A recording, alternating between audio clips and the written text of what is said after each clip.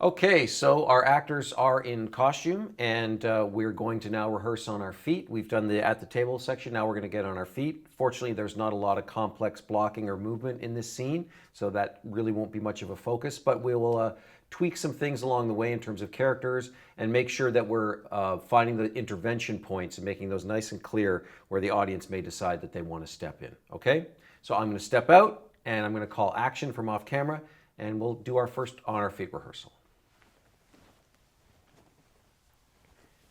Standing by, and action.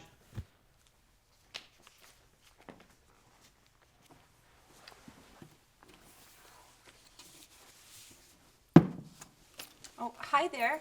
I'm Kelly, a first-term nursing student, and I'm so excited to be paired with you today. I was with your colleague yesterday, and we had a really great day. I learned so much, and I'm hoping that we'd use some of that of today. I'm assigned to actually two of your patients, Mr. O and Miss A.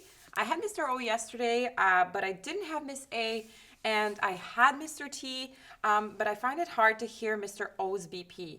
We have to take them manually, so the RN helped me with that yesterday, and that was really, really helpful. So could we? Can you stop with all the details? Who did you say you are? I'm Kelly, a first-term student From where? from the accelerated program at the university. It's a very intense program, but I'm really enjoying it. Oh, the university. Well, that explains it. Okay, so you've been here for a few weeks and you can't do a blood pressure? Well, I can with the automatic machine, but our CI wants us to do them manually, but we need to have those checks. So I can only do it manually as long as you can check Okay, it. so you do know that I've just transferred from the other side, that this is my first day back, and now I have a student who can't take a blood pressure. And Mr. O, he has hypertension. So what can you do exactly? Well, I can do full head to toe assessments. I can help with personal hygiene. I'm a really good communicator. I can take vital signs. Okay, stop. It actually sounds like you can't do vital signs because you need someone to check your blood pressure. So I need to read the Cardex. I need to have my coffee. And quite frankly, I'm developing a bit of a headache. So why don't you get going, get your CI to check whatever needs checking. I don't have the time or the inclination, and your CI is paid to do it. And freeze. Okay, great. That's our scene. Well done. So, any discoveries, or what was that experience like for you? Anything you discovered, or any questions that come up, or? No, I just felt like it was interesting when she approached the table. I almost felt like this tension beside me that I had. Like I looked at her and her eyes were telling me like, Yeah, you better get off that seat. Right, So yeah. I scooted over. Great. So to make these things really clear for the audience, I think we can extend that moment just a little longer. I think you can take just a little longer to notice that she's there, and then that will so sometimes it's a case of we don't want to, what they're finding here is very, very natural, which I really love, and which is what we're going for. And then sometimes, because we're doing a play that's going to have intervention points, we want to just put a little bit of extra space around some of the moments so that they stand out in a certain relief.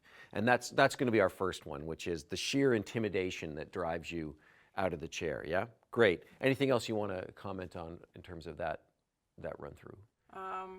I noticed I got very uncomfortable when she told me to stop with the details, and yeah, just my body language. I just became very,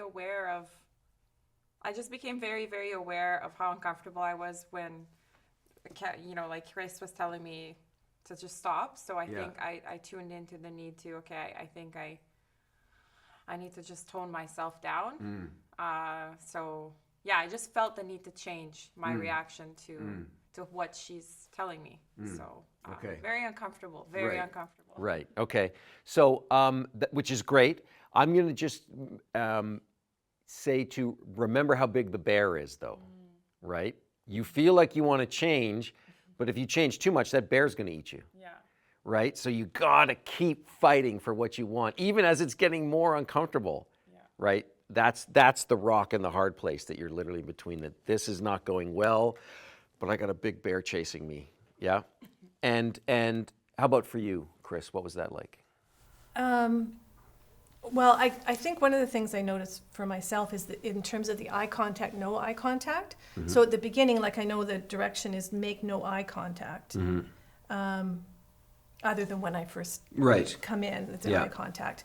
And I was just trying to use that, like, I'm not making eye contact because I just want her to go away. But at some point, I have to like Yes. confront her and say, look, Yes. right? Yes. So I was just trying to notice Yes. that as I Yes. was doing that. Where do I feel like I need to start making the eye contact? Yeah, great.